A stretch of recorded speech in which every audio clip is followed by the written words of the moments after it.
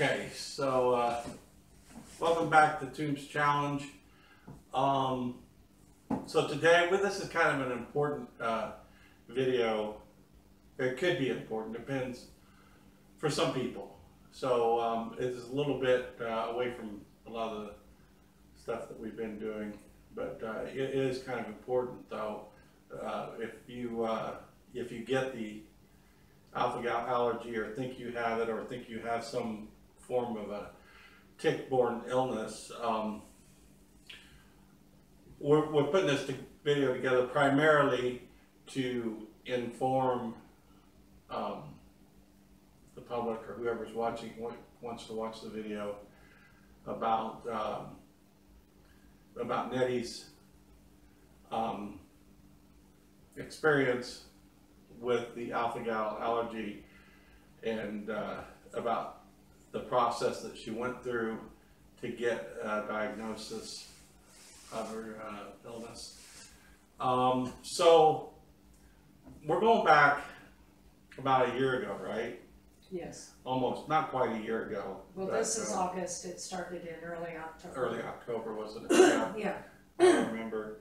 And I remember you had gone to the store, and me and John were here at the house. Yeah, but you're skipping forward to December. Was that December? Yeah. Yeah. When this really started, I was to perform a wedding for a friend at the end of October. And about 2 weeks before that wedding, I noticed that I was starting to lose my voice. I wasn't feeling like myself, particularly after a meal. So I saw a local doctor whose name I won't name. I won't name any names here. This video isn't about any shame. Right, we're not trying to get anybody in any kind of trouble, okay? And I had had a lot of tick bites over the summer working out at my alpaca farm, and my body was achy, and I wasn't feeling well after meals. So I asked the doctor if he would test me for Lyme disease and alpha-gal, because I had heard about alpha-gal and eating by chance, just speaking with a friend at a bar, and the doctor told me he would refuse to test me for either of those, because both of those were East Coast diseases, and my chances of having either one of those problems was about 1.5 million. So I did try to get tested as early as mid-October of last year. Okay, yeah, and that, there's a map. There's a map that shows the distribution of this. I'm going to provide a link for that. Right. It looks more widespread than what I think they're showing on the map. I mean, we didn't find it specifically in this area, on the map at least. No. But it does seem to be in the region. It's spreading across the country. And also, since then, you knew of a person that had it, yes. Correct? Yes. And since you got your diagnosis just a couple of weeks ago, I've also been contacted by one of my friends, because I put a post up on my Facebook, and I found out that actually I already had a friend that had this very same illness.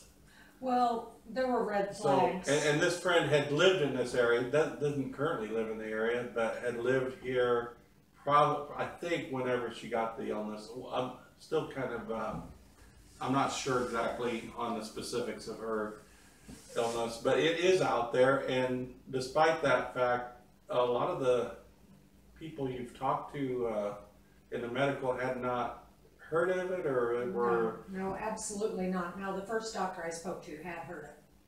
He just didn't think it was possible that I would have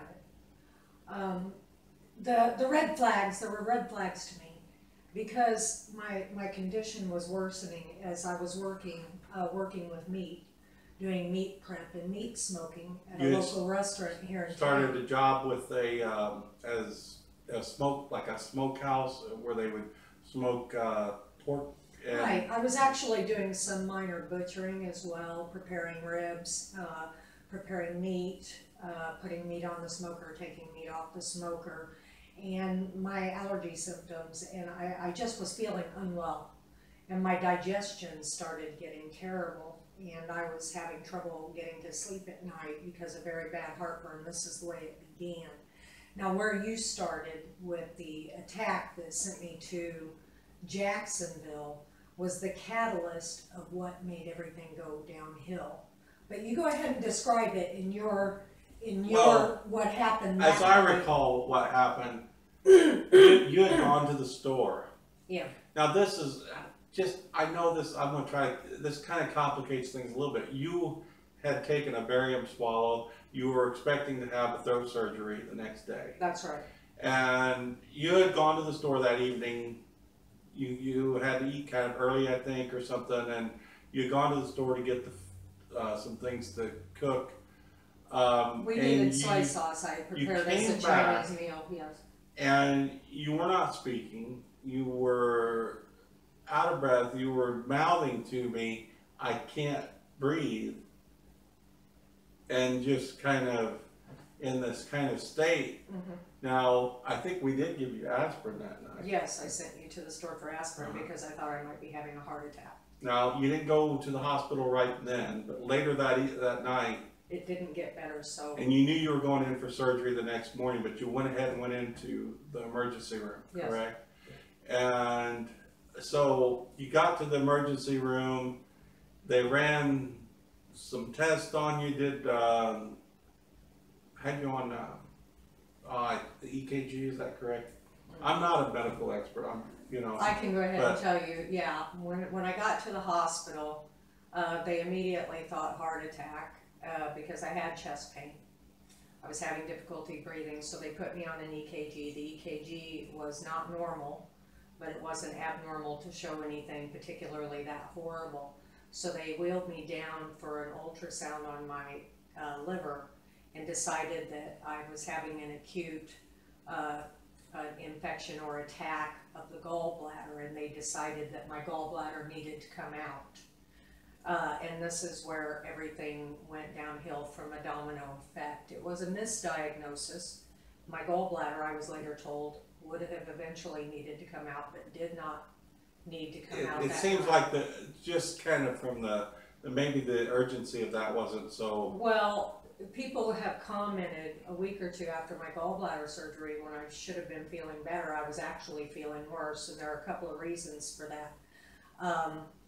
One of the most toxic and allergic animal byproducts that I can be given is gelatin. I was given gelatin in influenza shots. I was given heparin, which is made sometimes from pork or beef, to thin my blood. Right, and just to clarify, this is all normal procedure. This is stuff that they would do for anyone. So that's why I kind of feel like with the alpha-gal, it just kind of flips everything upside down. And they didn't know you had alpha-gal. No, There's really no way they would have known when you show up at an emergency room like that. You don't know. They don't know. But if you recall, to run a test, they would have to. I mean, it might take weeks to get a test back. Right, but if you recall, though, the signs of my allergy were there. Yes, we just assumed that it was to something else. My face was swollen out and it was yellow. You had turned red. And red through my cheeks right here. And that, by the way, were swelling. That, by the way, has only stopped in the last. You're getting some of the redness is going away just in the last couple of days. Mm-hmm. So that was going on all the way up back to October. Right. It's theorized now that the doctors. I had been at a point for a couple of months where I could still tolerate eating and handling meat, but after meat byproducts were injected into me and introduced into my bloodstream in a straight form, the alpha-gal worsened exponentially from that point on to where it was going to lead and did lead to a heart attack. 3 weeks later, wasn't it? Well, it was January the 8th, so it would have been 5 weeks later. 5 weeks later, you had a heart attack. Yes, I went to the emergency room. I awoke at about 4 o'clock in the morning, January 8th. I couldn't breathe. My throat felt like it was going closed. By the time we got to the ER, I was passing out. I lost consciousness. This wasn't due to the anaphylaxis. It was due to the asthmatic reaction at first. And then I went into anaphylaxis, my breathing went down to 70, and I had an acute heart attack. And that's something that we found on the forums, at least, was typical of the alpha-gal. We know that now. Right, you can, with alpha-gal, you can eat a meal at 7:30, 8 o'clock at night. It doesn't act like a regular food allergy. And by the way, we forgot to inform people, this is all red meats, all mammalian meats. You cannot have them.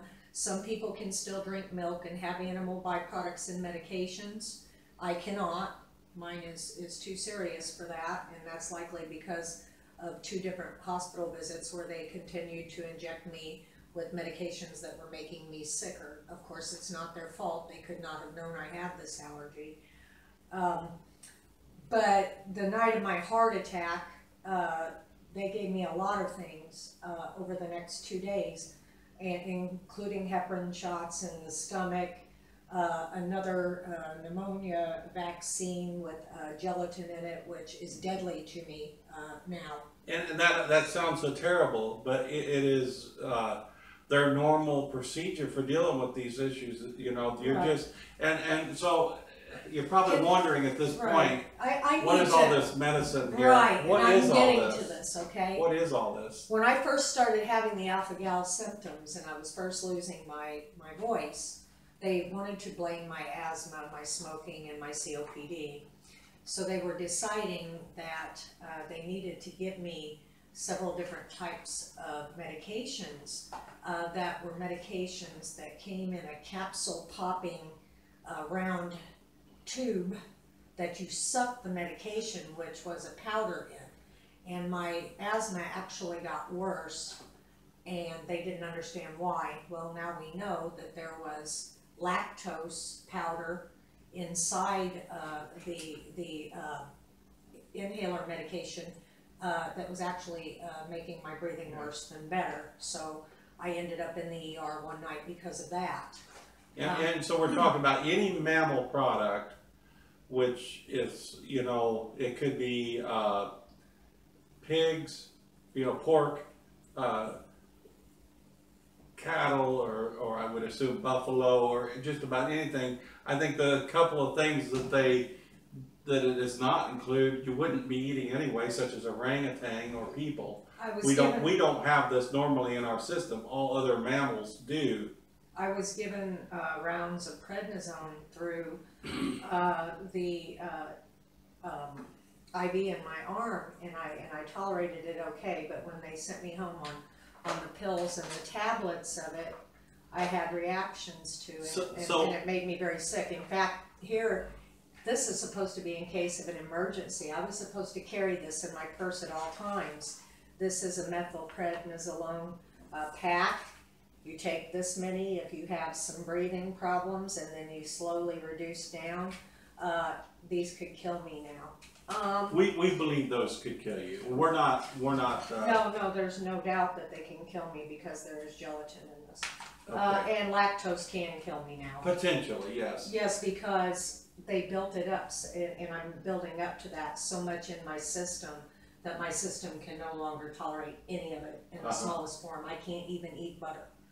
But then the next line of defense, of course, I had infections. So here's a variety of different kinds of prescription. This one, for instance, is Levaquin, that they were giving me to try to get rid of my infections. This one being, one of these being the most potent, is a Z-Pack. I had never had a problem with azithromycin before. In fact, it was really a good antibiotic for me. As you can hear, there's tablets left in here, because by the time I got around to taking the 4th tablet, I couldn't breathe anymore, and I ended up in the ER again, with them not knowing why or how. I only knew that I had been taking the medications given to me. Some of these, I couldn't finish or complete any of them. The reactions ranged from me throwing up to shortness of breath, to the point of ending up in the ER. I've been in the ER, short of breath, unable to breathe, probably a dozen times since February. Pretty much all medicine that you were prescribed within the last year that I can't take. In an attempt to solve the problem that you were alpha-gal. Well, we haven't got to the reflux problem yet. Okay, yes, that is that complication. Right, because they began to think that it was a digestive issue.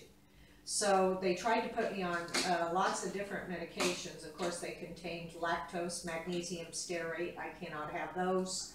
Gelatin, and other ones. And each and every time, it made my acid reflux problem worse. And you took probiotics, which right, and I started to lose weight. Well, the probiotics. Oh, is that something? This is gel gummies, multivitamin and probiotics that they wanted me to take.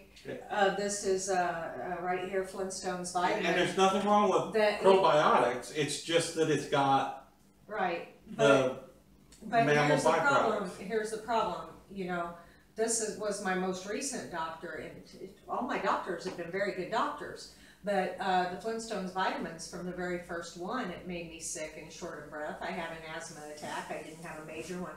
And in every single one of these, of course, contains gelatin, which my newest alpha-gal specialist, allergy specialist, told me gelatin of the ones that can cause my worst reactions, gelatin is the worst. So they had me taking tons of gelatin. And when these products turned out to not be tolerated well by my stomach, they opted for vitamin B12 supplement, vitamin E supplements, there's really nothing wrong with the medicine, the supplements, the no, probiotics. I think we've made that clear. There's nothing wrong with these. I can't have any of the ingredients in these, so I had reactions to all of them. Yes. It's really the binders that they put in the... Right, and the Food and Drug Administration puts them in everything. I mean, you can hardly find anything. I mean, here's laxative tablets, ibuprofen, that has it in it. I can't take any pain medications, any heartburn. Believe it or not, this is Dollar General's version of Claritin Allergy 24 medication. It has animal byproducts. This is a generic version of children's liquid Benadryl. It's got animal byproducts. Children's Benadryl. I had reactions to every single one of these. I had to quit taking my Claritin tablets that I relied on so much. Here's a daily moisturizer that they gave me. This was given to me in the hospital. It contains aloe vera and animal parts. I broke out in hives taking it. I mean, there's every medication in here, including all of... You felt like you were having some kind of reaction to... Yes, this is sucralfate. Now, this is an interesting one because this was supposed to help my heartburn. I was supposed to take a spoon and melt it in a spoon and take it down, and it's supposed to help regurgitation. It actually caused me to regurgitate. If it hadn't caused me to regurgitate, my system had accepted it. I might have gone into anaphylaxis. There's a statin here for a blood thinner. I had a reaction to that. Here is Singular montelukast, which was supposed to help with my allergies. I had an allergic reaction to it. Amoxicillin, as you can tell, pills still in there because I couldn't take it. I couldn't take any of these medications. Every single one of them reacted in me in a way that could either cause me to be very sick or potentially kill me. And so the thing that really stands out about this is the nighttime. As you said earlier, you might eat something for supper, and 7 hours later, 8 hours later, you have a reaction, and that reaction is an anaphylactic shock potential, or yes. Getting that right. If you're asthmatic, it'll hit your asthma first, okay? And if you're already on some kind of allergy medication, the hives might not come up on you, so your doctors might not recognize that you're having an allergic reaction because you might not have hives. It's just a matter of not being able to breathe. That's the waking up in the middle of the night. Right. Is unable to breathe is a typical. Right. It's happened to me about, I would say, between 10 and a dozen times over the last 7-8 months. That and the tick bites are probably the main red flags that people would want to watch for with this kind of Right, it mainly comes from the Lone Star tick, the alpha-gal allergy does. I was bitten by several Lone Star ticks over the summer, past summer. And the number of ticks that you get bit by could have something to do with this. It could worsen the effect if you're bitten by more than one tick with alpha-gal. Could explain why you're actually allergic to such small. If I'm bitten by another tick with alpha-gal, I will have an allergic reaction to it because I already have the alpha-gal in my system. So I have to avoid ticks like the plague now. The thing about the meat allergy is that people don't recognize it like they would a regular allergy, like you said, because of the delayed reaction. Alpha-gal is the only allergy that is an allergen to a carbohydrate instead of being protein based.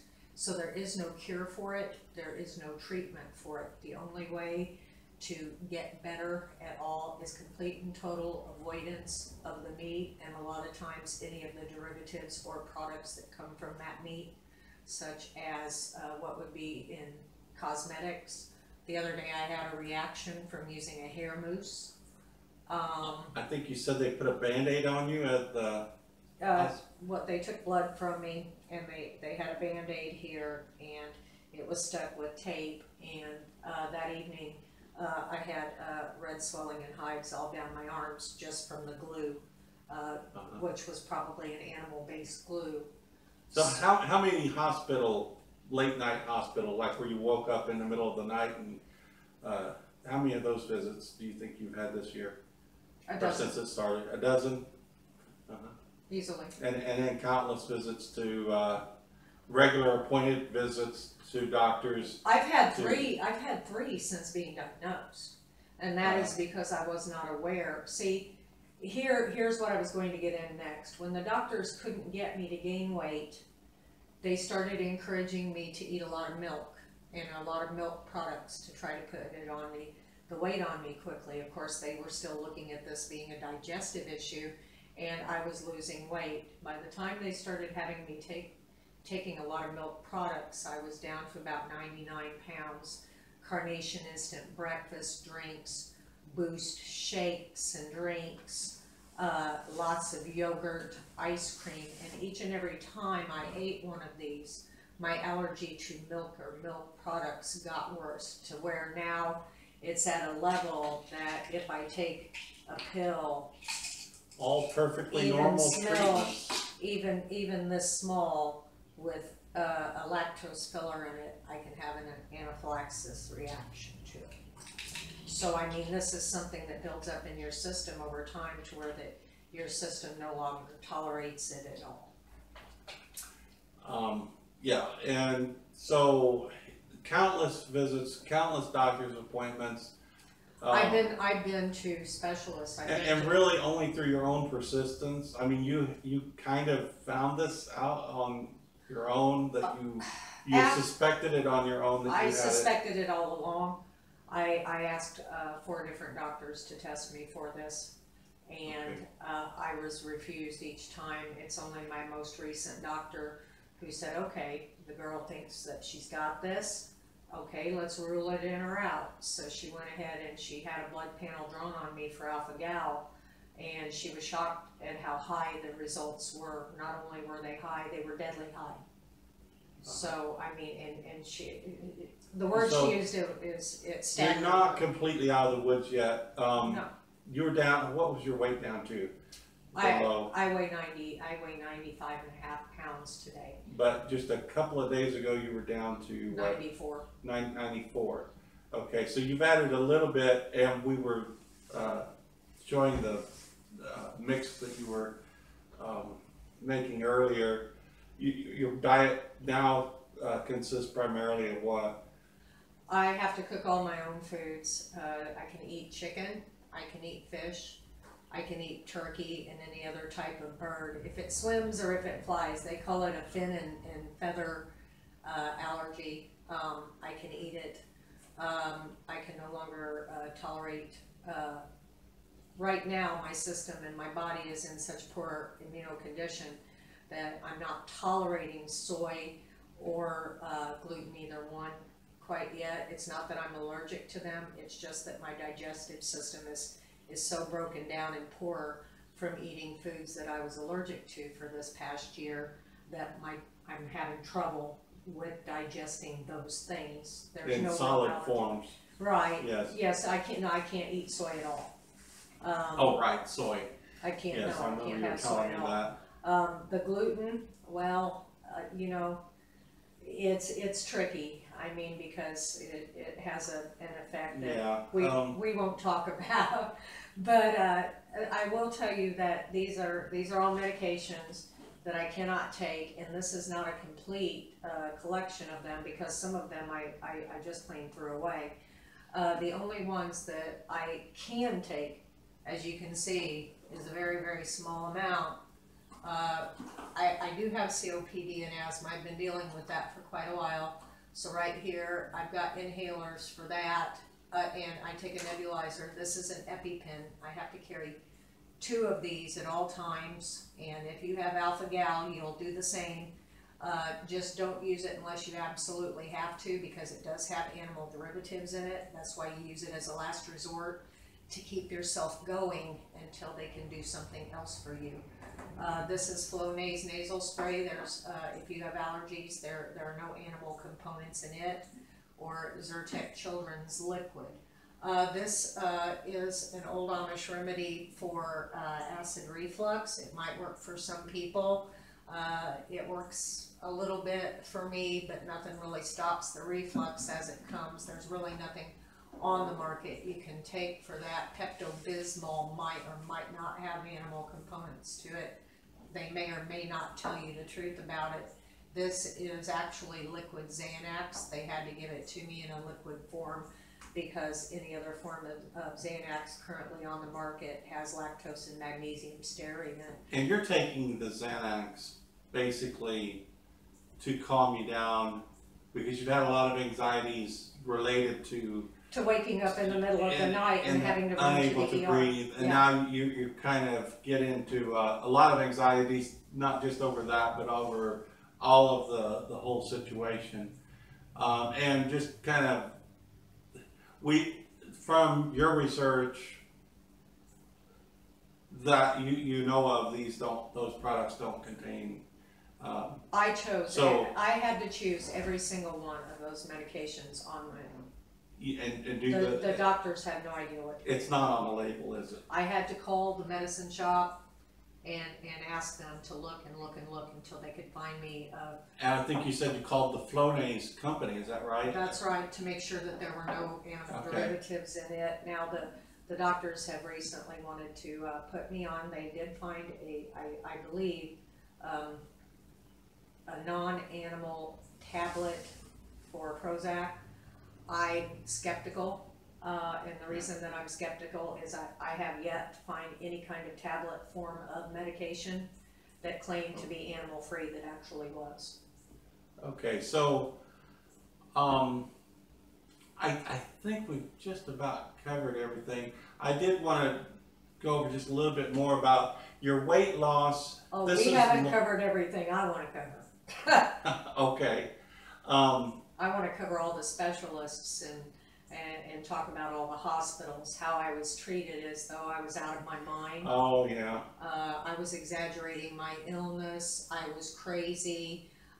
And still here at some of the local area hospitals, I still have a reputation of having made all this up in my head, and this is not a real illness, and it doesn't exist because they haven't heard of it. So they're not listening to me, a lot of the doctors, whenever I do see them. So I sought to go out of town to specialists, and I've spent a fortune seeing different specialists, pulmonary specialists, heart specialists, digestive specialists, and internal medicine specialists, and none of them could help me with the alpha-gal. I only was recently diagnosed, like Tommy said, about 2 weeks ago, was the confirmation. Now, I had stopped eating red meat products about 3 weeks prior to that diagnosis, but I continued to eat the milk ones, not knowing that milk was also going to contain alpha-gal. It does contain alpha-gal. It's proven to contain alpha-gal. It's just that some people with alpha-gal can tolerate it and some people can't. And that gets back to, perhaps gets back to the number of ticks that you were bitten by. Right. The reason that my beef numbers were much higher than my pork and venison numbers, and of course mutton, was because a lot of the animal medicines, derivatives in the animal medicines, the beef ones outnumbered the others in it. So see, each and every time that you're exposed to an alpha gal from a particular animal, your numbers go up. And they don't come back down. The only way to get your numbers down is complete abstaining from any of the products that contain it. Now, a few months from now, I might be able to eat some mozzarella cheese, but if there's small amounts of alpha gal in it, then I will raise my numbers back up to where I can't tolerate it again. There is no cure for this illness. Like I said, there is no treatment. I've been online. I have not seen anything that indicates that there's a treatment or cure. The doctors in this area and across the country have no idea about this illness. There's a complete and total lack of concern there about it. There seems to be kind of almost a blackout from it. Right. But, if you go to the CDC website and you look on the CDC website, you will see that every other illness or virus or disease that you can get from any contact with any other kind of insect, bug, whatever it may be, is listed there on their site. Alpha gal isn't one of them, and I'm wondering why. Because in the United States, we have no shortage of Lone Star ticks. There are millions of them out there. And they're all over the country. I could go out in the yard right now and I could find you a Lone Star tick in my yard. So, I mean, with all the children playing and everyone out having a good time, hikes, float trips, field trips, I'm very concerned that there is no alpha gal awareness because it is a potentially life-threatening disease. Yeah. That's all I have to say about that. I mean, and the doctors know nothing about it, and every time I tell them that I have it, I have to inform them what it can do. And then sometimes they don't believe me. Again, because it really flips everything upside down when you can't do normal treatments. Right, you can't take shots for it. And I had a doctor at an ER recently who was trying to convince me that I should take possibly some lactose in my medication to give myself a little bit more of it all the time so that I could eventually try to break the allergy. Yeah. And when I told her that couldn't be done, she threw her hands up in the air and told me I was crazy. Well, that doctor was crazy. She doesn't know what she's talking about. And she should look up alpha gal on the internet. The information's there. I mean, I don't understand why there aren't pamphlets in the hospitals and in the ERs, because I mean, there are probably thousands upon thousands of undiagnosed cases out there where people think that they're having horrible digestive disorders. You know, that might not be a bad idea. If something for people who, especially for people who already have it, to have something that they could carry with them that, you know, explained it really well, what it was that they have and how it's to be handled. I think that would really be useful. Oh, absolutely. I mean, right now, I went to an alpha gal specialist about a week and a half ago, and he told me I had been bitten by a Lone Star tick. I now had alpha gal, and I could not eat red meat. Yeah. Thank you, doctor. I already knew that. But yeah. That's. But to understand that a little bit better, it's not really accepted that it's in this area, and so you really don't have the testing. People aren't being tested for it. We don't really know how widespread it actually is. It's everywhere. If it was on my farm and I was bit by a tick, anybody could be bit by a tick. Your child could be bit by a Lone Star tick. Your child could get this allergy. You wouldn't know what it was, and your child could die. And again, we're in a county of about 17,000 people. We know. Yes, this is Greene County alone. We know of about 3 cases now that. But they're not in this county. Well, I think one of them. These are people who were originally from here. From here, I think one of them was, one of the other ones I think was infected here? Infected in this county initially, although this person told me they got reinfected in another place. Right, I was told that I'm the only case so far in this part of the state. Yeah, well, and I think this other case goes back maybe a couple of decades from when it was, so, and that just tells you it's been here, it's here. Right. And I just wonder how many, if, my concern is how many people are not getting tested, have this, and I don't know how their lives end up. Whether if they had, like, say, a low. They could be pushing up daisies right now, and nobody would have known. Nobody would have known. They would, because they never would have got diagnosed, never tested or diagnosed. So, and I'm not saying that's happening. I don't mean that I'm not suggesting that there's an epidemic of this, or that this is, something it's potentially an epidemic, and I believe that there is a media blackout. But for those people who might be at risk, this is all stuff that you should consider. Yeah, and let's consider the aftermath on what my personal experience has been. I have nightmares. I wake up every night at 4 o'clock in the morning. I do a breathing treatment, whether I feel breathless or not. I sit and wonder if I'm feeling nervous, then I get anxious, then I have to take something to calm me down. I'm having trouble digesting any foods. My body has forgotten how to properly digest and absorb nutrients. So I'm very, very ill right now. There's no part of my body that's healthy right now, and as a result of all of these different medications and my allergies to them, I now have cirrhosis of the liver. They don't know how much damage has been done to my pancreas. We don't know yet if it's related to this tumor that's on my pituitary gland. I'm sick every day. Every day I have to whiz up a little bit of food and hope that I can keep it down, or hope that it doesn't reflux up into my chest.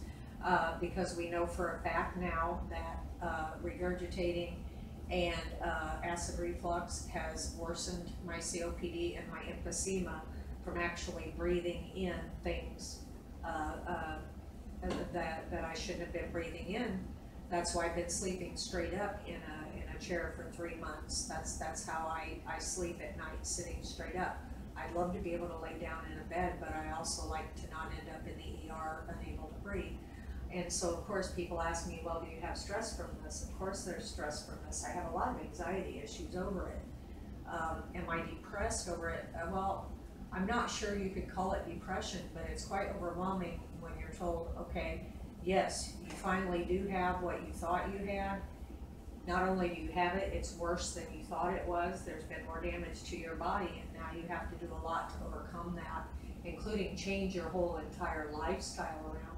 I mean, I can't buy any processed foods anymore, because if there's only a small percentage of an ingredient that goes into that processed food, they don't have to list it on their package. And that small ingredient just might be enough to send you to the ER. So the blender, you share the blender with somebody that you've really got to clean it up good, don't you? Yes.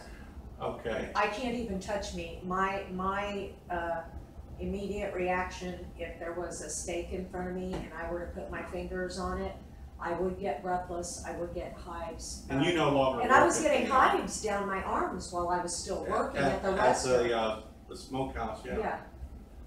So, okay, yeah, I think we're gonna finish it up here. We'll just, we'll maybe do a follow-up video sometime in the future. Right, we're and trying to make this people informed everybody more aware of what this is, and if you think you've got it, get yourself tested. And doctors and nurses, now if you're watching this video, now you've been informed of what the disease is and what some of the signs and symptoms could be. Try to educate yourself a little bit better on it, because if I could get it, anybody in this area, you're probably going to want to reach out to and they're going people. to get it. reach out to some people that also have it, so that you can have like some support as far as who to go to and what kind of information they might have to share with you. Absolutely. So we'll just sign off here now. Thank you for joining us, and have a great day. Okay, what is this? This is a blend of quinoa and basmati rice with some carrots and peas and tuna steak in it. And I'm putting it into a blender. I'm going to go over here and I'm going to get some regular almond milk. The stuff's expensive, but if you can't drink milk anymore, it's a necessity. And I'm going to pour some in it just so I can give it a nice creamy texture. And then I'm going to turn on the blender and blend up my lunch. Well, first of all, you got to plug that daggone thing in, don't you? I've got so many different things to plug into things now that, because I have to cook all my meals myself, I can't rely on anything that you can buy in the store anymore.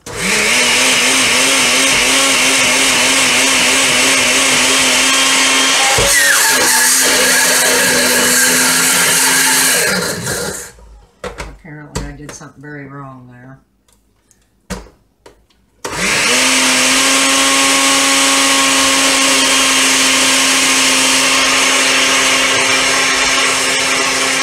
That should about do it. And I shouldn't have to liquefy things like rice. This is what you're eating, but Every yeah, day. you can't eat that though. You can't eat without the blender. No, not right now, because my body... So that looks fairly... my body hasn't been absorbing the nutrients. Now that might not look like a whole lot of food, but actually that's a large meal for me, because my stomach doesn't like to have that much food in it at once. So I might not even eat all of this. I can't eat very much at one time, or else I can't breathe. So yeah, this is because if you were to try to eat that, it just wouldn't stay down. And... Well, a lot of it would go through undigested, and that's what I had been having trouble with happening. And since you started this diet, you've started to fill up. Your stomach is filling up now. Yeah, I'm starting to feel better. I mean, I wouldn't say I'm 100%. It's going to take quite a while for me to be 100%, but this is helping.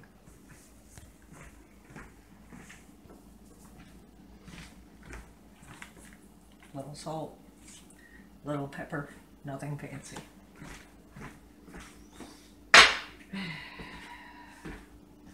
Time for me to drink my meal.